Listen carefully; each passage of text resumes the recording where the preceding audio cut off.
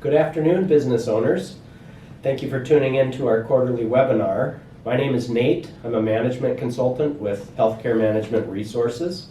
I specialize in healthcare management and administration. I'm here today with my colleague Scott, who's the marketing manager at HMR. Scott's going to ask me some questions about today's recruiting environment, some trends we're seeing in the industry.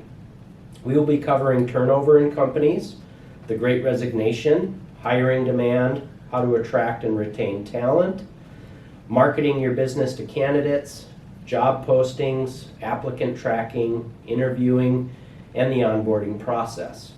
As we move along today, we will also be putting some links and resources on the screen for you to follow, and also at the end of the webinar. Nate, why is turnover within companies elevated? Well, Scott, there are more job opportunities for employees to explore than ever before, but there's also a lot more opportunities for flexible schedules, to work from home, which helps reduce the burden of childcare issues and/or school issues. The pandemic caused a lot of staffing issues, not only for sick staff, but also for kids who needed to stay home. Today's job market is also a good opportunity for employees to switch jobs to get better pay and benefits. So, tell us about the Great Resignation. Well, high turnover is primarily concentrated in essential frontline industries where jobs can't be done remotely. Some of the biggest losses came in the healthcare sector, as well as hospitality, retail, and manufacturing. What we're seeing is an economy and a job market where employees have rushed to adapt by raising wages, and employers slower to adapt are under enormous pressure to play catch-up. As employers play catch-up, you're going to see more demand for workers and exciting outside opportunities for workers who can afford to quit and change jobs for better pay or better benefits. What are those opportunities and what are people looking for from employers now? Well, people are looking for more flexibility, they're looking for better pay, they're looking for better benefits. Most importantly, they're looking for skills development and advancement. So what's going on right now that's causing such an intense hiring demand? Well, there are more open positions than eligible candidates. A current survey shows 65 workers for every 100 openings. Today's labor shortages are just a glimpse into longer-term problems that we need to prepare for. With the surge in baby boomer retirement over the pandemic, declines in labor force participation amongst the millennials, ebbing birth rates, and falling immigration numbers, we don't expect the labor shortage to be solved within the next few years. How to attract and retain talent. There's some big things that you want to look at doing. One thing you want to do is you want to evaluate your benefits package and your compensation package. It's very possible in today's environment that you're going to need to increase pay across the board, not only to attract new talent, but also to retain the talent that's working for you currently. You need to look at asking yourself, are the staff who stay getting compensation equivalent to new staff that you're bringing on? You also need to figure out if there are advancement opportunities for the staff who are sticking with you. We recommend talking with colleagues in the same industry about what they're seeing in their practice. Another thing you could do is you could reach out to HMR. We can run through a salary evaluation within the healthcare industry just to let you know if you're paying the right wage for the right positions. Another thing is you need to make sure you have a very effective comprehensive benefit summary that details everything an employee will gain by working for you. HMR specializes in creating custom benefit summaries that are then delivered with the offer letter so that new employees have everything they need to make an informed decision about coming to work for you. What benefits and compensation packages do you see most effective? So a benefit summary, for example, I would list obviously the pay range. Pay range is huge. You need to look at, are there any bonus opportunities? So you kind of need to list that in there as well. what do employees pay for health? What type of health plan do you offer? Is it a high deductible plan? Is there an HSA included? Is there an HSA contribution included from the employer? Is there dental? Is there vision? What are some ancillary benefits? Like if you're an eye care provider, do you provide free eye care for the employee and the employee's family? A free pair of glasses annually or contacts annually? Those are all things that you need to have in your benefit summary. Because if a candidate is weighing job 1 versus job 2, and job 1, which is your job, has a much better summary that lists out all the perks of working there, they're more likely to choose you.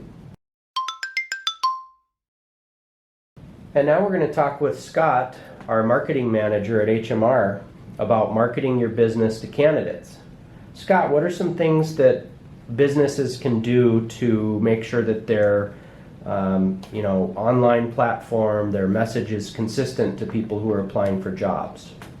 Yeah, so one thing clinic owners should make sure that they do is keep your messaging consistent throughout your recruiting efforts and your marketing collateral. So really just to sum that up, you want to answer the questions a candidate might be asking, like, why does this clinic matter? What's in it for me? So that's pay, that's advancement opportunities, and then where does this job take place? So are they going to have to drive 45 minutes a day? They're going to have to drive just down the street, or do they have some remote work opportunities?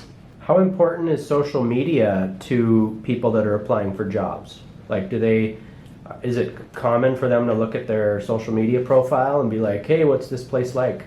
Yeah, so social media really allows a candidate to get an inside scoop as to who your clinic is, like your culture, your community.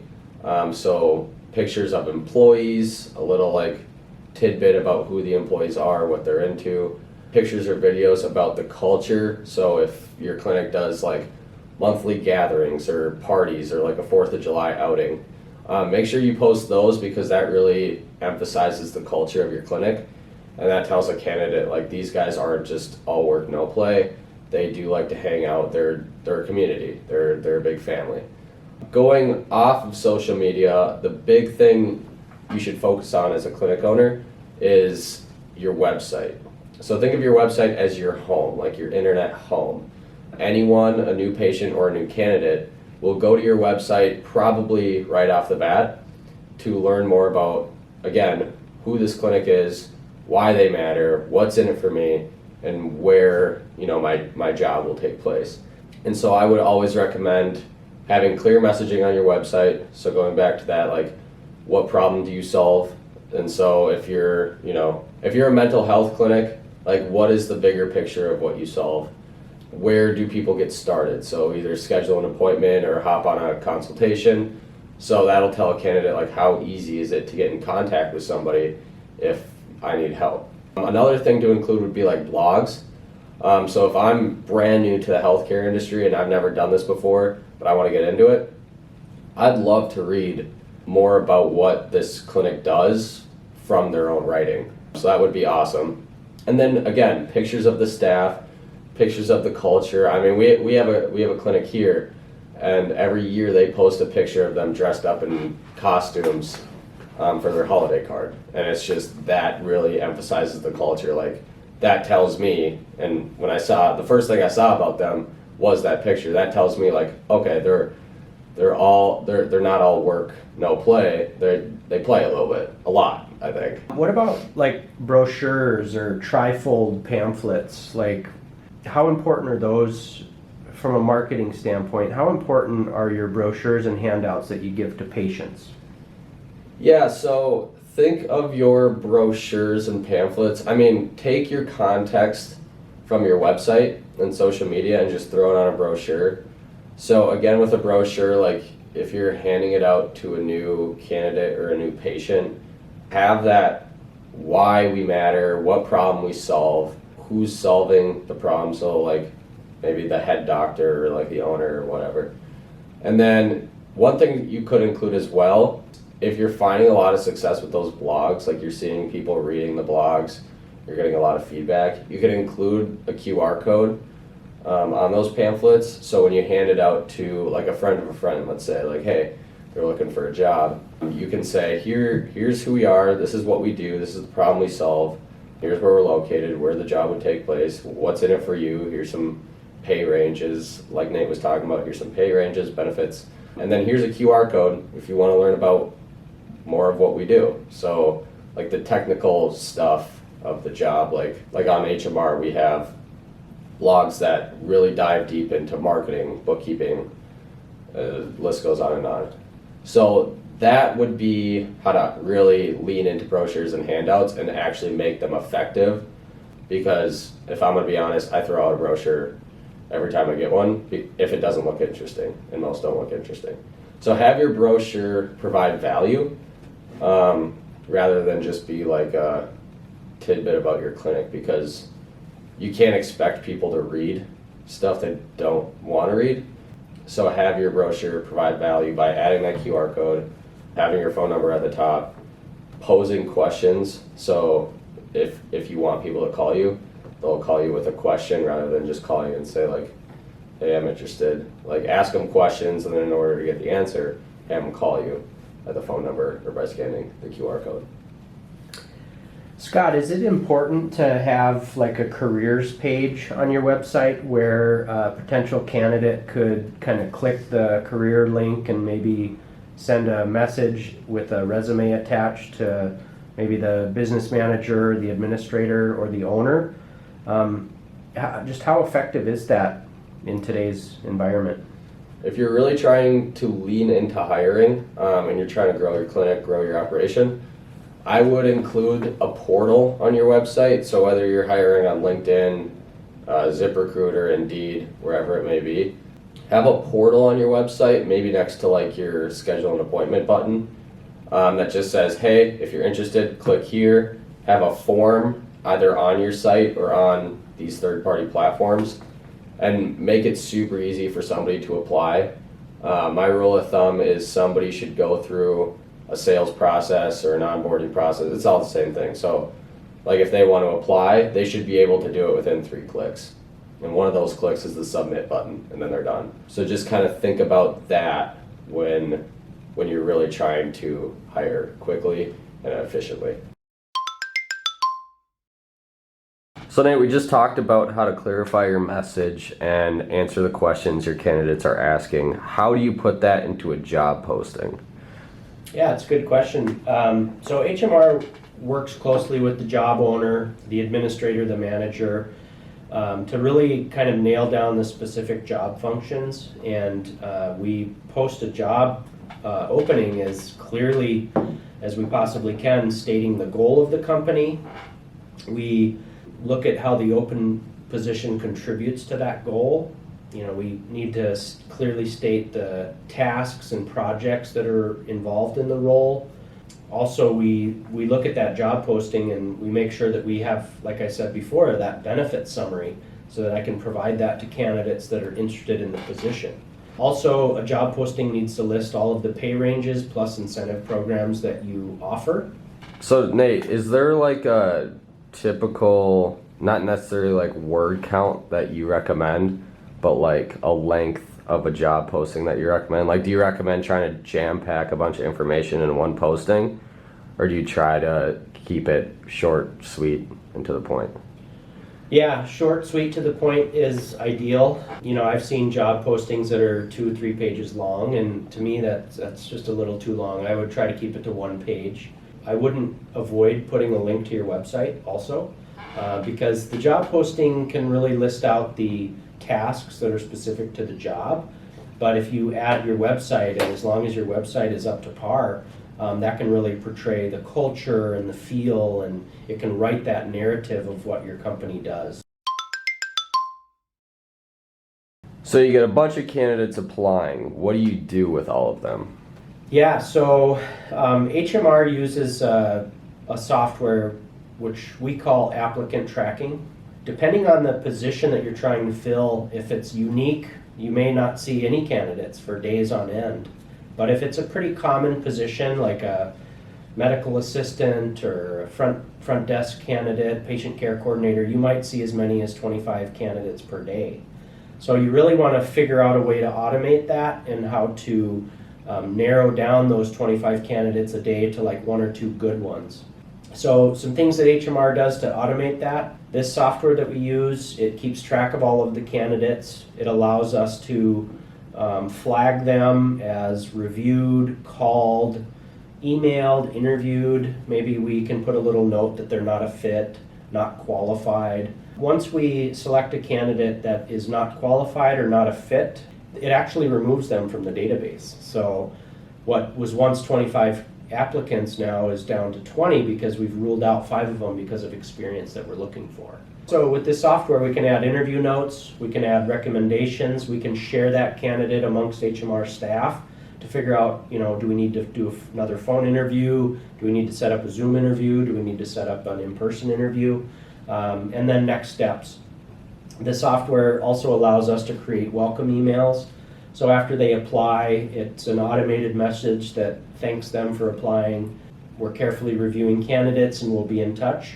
And then, finally, if we're not impressed with a candidate for whatever reason, the software will automate a rejection note that just kind of lets them know that, hey, thanks for applying. We've decided to pursue other candidates, but please check back and see if there's any postings available in the future. We send welcome emails to candidates thanking them for applying and requesting dates and times that they'd be available for a phone interview or an in-person interview. One tip that I'd like to share is that if you see a candidate looks good on paper, I would just pick up the phone and try calling them, leave a voicemail, because chances are if they look good on paper, they're probably being called by competitors. And then finally, we send regret to inform emails to candidate automatically. So that's one. This software is a good way to really utilize your time wisely. So you created your job postings. You have candidates coming in. How do you do an effective phone interview? Yeah, the biggest thing is using the same template for all phone interviews. I like to use the same questions for all candidates. The reason for that is I can evaluate candidate A with candidate B, how they responded to those same exact questions. It's just a better gauge of candidate response.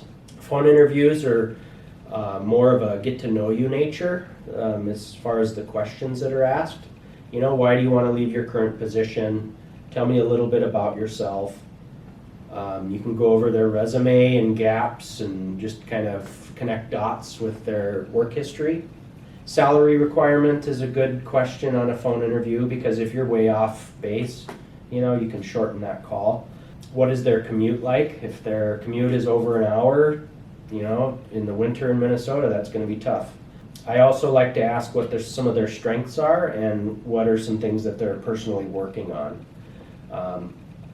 The phone interviews shouldn't last more than 15 minutes. I always try to keep them around 10, 15 minutes. If I really like the candidate, I'm going to use some of that 15 minutes to schedule an in-person interview. It's nice to just get that all scheduled while you have them on the phone versus reaching back out or playing phone tag or email tag. Another thing that I wouldn't hesitate to do is to not feel bad if you have to cut the call short. If the candidate answered the phone and it sounds like they were sleeping at 10 a.m. or 3 p.m., if they're yelling at their kids to be quiet, mommy's on a call, daddy's on a call, yelling at their dog, those are just a few red flags that I kind of look for or listen for. Are they listening to the TV in the background? Are they not in a quiet place to conduct this call?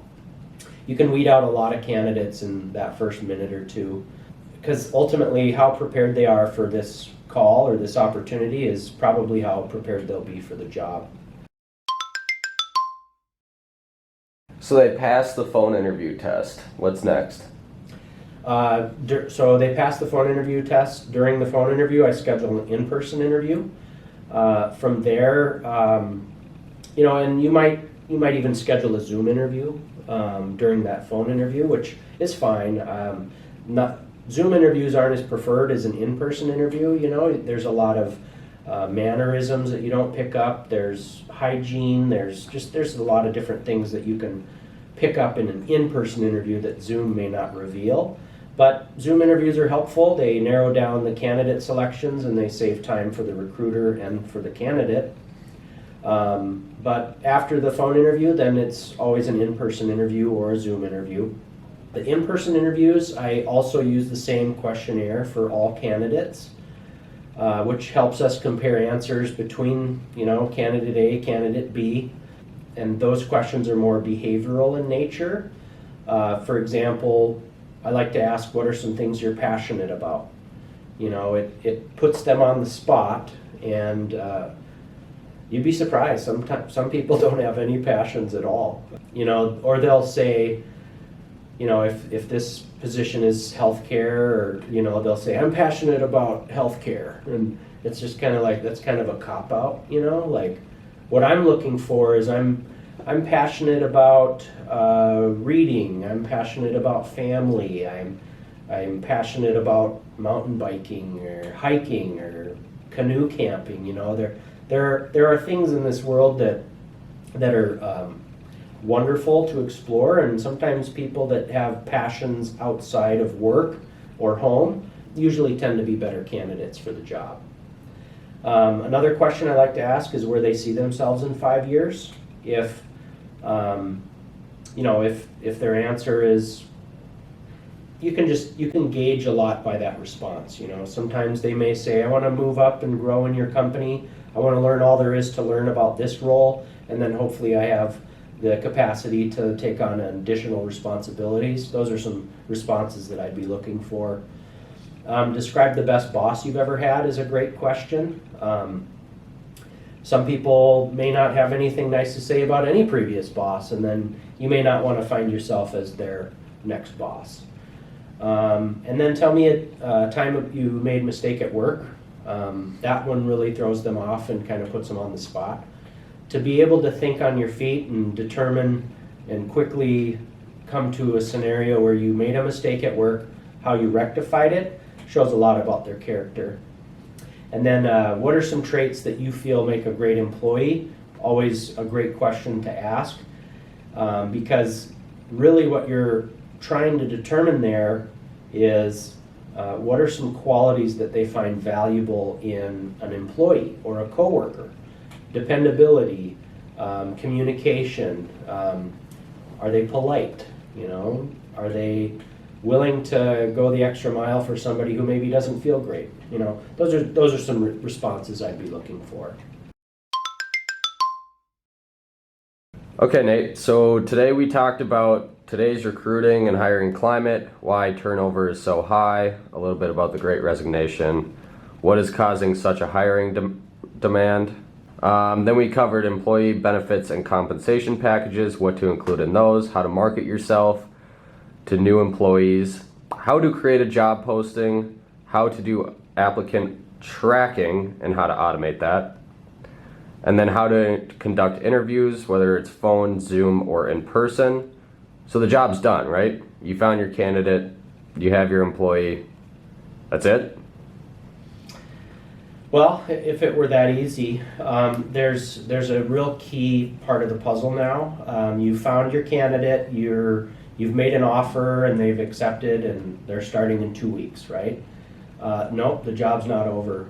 One of the most important parts of hiring talent, but also retaining talent, is your onboarding process. So HMR believes that the onboarding experience is just crucial. And if you think about it, if your onboarding process is clunky, employee shows up on Monday for day one and they still don't have an email address, they don't have a laptop or a computer to work on, or login information for your electronic medical records, they're not going to feel valued as an employee, and they won't feel like they're a priority in your company. Another reason onboarding is so important is it improves employee satisfaction. When the onboarding process is comprehensive and it follows all the steps, it just increases your retention rate for that employee and job satisfaction and employee performance. Another key factor in the onboarding process is it's education for the employee. You know, they learn so much about the core values of the business through onboarding, and which then serves as a guide to help them conduct themselves in the workplace. You know, they're going to learn a lot about culture, you know, dress code, all of that stuff. So it's just a better segue for them to go from not working for your company to working for your company. And it also sets expectations.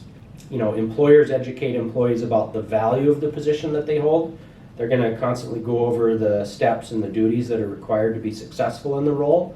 But it's also an opportunity for, the onboarding process is an opportunity for the manager to set expectations for the employee. We do use software to automate onboarding, which onboarding can be a lot of work. You know, you have your W2, your W4, your I-9, you have all of these forms that need to be completed.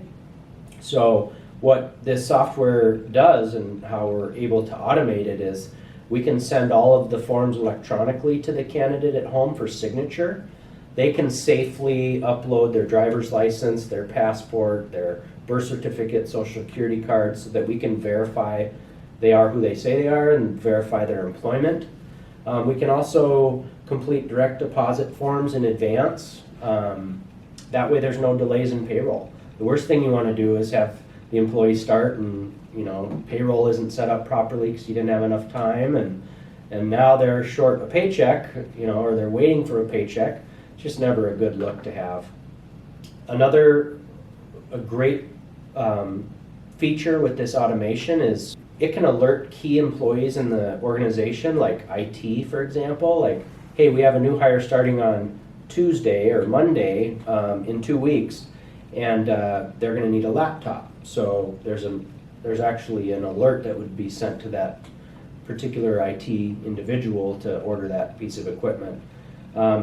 That alert could be emailed to a manager who needs to assign them passwords and login information for their medical records and things like that.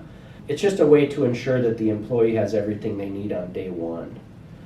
And another great feature is, if you think about it, if everything is completed when they walk in on day one, they're going to spend, you know, the first 2 weeks meeting people, learning about the business, learning how to do the job, instead of spending the first several days filling out all this, you know, paperwork that's vital to them starting, but can be done in advance.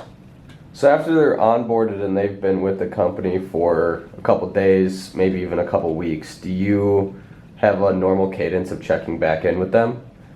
Or how does that process go? Yeah, that's a good question. So for any business that I manage, I have monthly one-on-one check-ins with my team, right? And if I'm managing a manager in a clinic, my recommendation to that manager is to have a monthly one-on-one with anyone that they lead. The monthly one-on-one can be literally 10 or 15 minutes. You sit down in a quiet space. How are the kids? You know, how's life? How's your workload? What can I do? What do you need? What can I get for you? You're a sounding board, so you can kind of discuss, you know, what's working, what's not working. It's a good opportunity to inject areas of opportunity in that employee. For a new hire, I would recommend you check in weekly for the first probably 3 or 4 weeks. You know, you have a 10-15 minute sit down. You go over all of the duties and responsibilities of the job, ask them how the first few days have been, how the first few weeks have been. Is there anything you need? Anything I can do better? It just gives them an opportunity to speak about how their, you know, transition is going into this new career.